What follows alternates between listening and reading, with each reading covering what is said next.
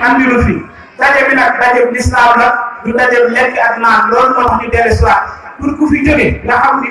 lépp lu la manqué woon ci sa biir diine wala nga jaamu ji wala nga jàngiwaat soññiwaat laxasuwaat comme ni nit di dawee di am lu yóbbu ci këram loolu nag suñ ko defoon nañ jàpp ne ñoo ngi sàggan di perte suñu waxtu di perte suñu temps te buñ demee ci yomal xiyaam wax ni fii la yem ndax foofu al yawma naxtimu ala afwaahihim wa tukallimuna aydihim ila axiri aya alqatir alwaiz borom bi day tëj làmmiñ yi tëj gémmiñ yi loxo yi ñooy wax tànk yi ñooy seede foofa dara maanaam fa kenn dara dul kenn ku ne di nga jëfoon ak mag yu baax yi nga xamante ne yàlla dara boole woon moom nga topp ci seen tarbiya jaar ci siraatul mustaqim boo yeggee nga bokk ci nga xam ne sama borom day wax ni udxulul janna dugg leen àjjana yéen tey fii ngeen di sax parce que yéen a nanguwoon yéen a toppoon amaa yeneen yi des yëpp waa wërsëg ak leneen borom bi subhanahu wa taala nee na lii di wërsëg man maa koy jox borom wa'mur ahlaka bis salaati wastabir alayha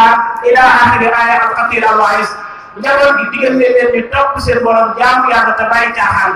jullit du lu ko neex mu sol jullit du lu ko neex mu wax jullit du lu ko neex mu def l'islam buñ ko waxee mooy diine salaam mais bu demee bu jullit bi wóolatul moromu jullitam foofu jaam amatu fa boo gisee kuy ñëw di nga jikko xalaat mooy fexeel bu jibee mu nax ma wala man ma nax ko kooku bokk na tarbiya al islamiyya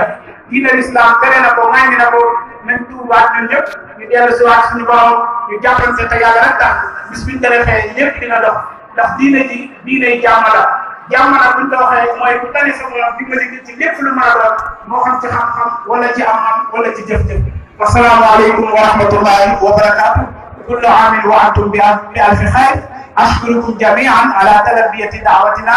barakallahu fikum. nas'alullaha lakum at-tawfiq wal amn wal najah hatta tukhtimu bilhamdi wa shukr bi amnillahi ta'ala. wa salaamu aleykum wa rahmatullahi wa barakatuh.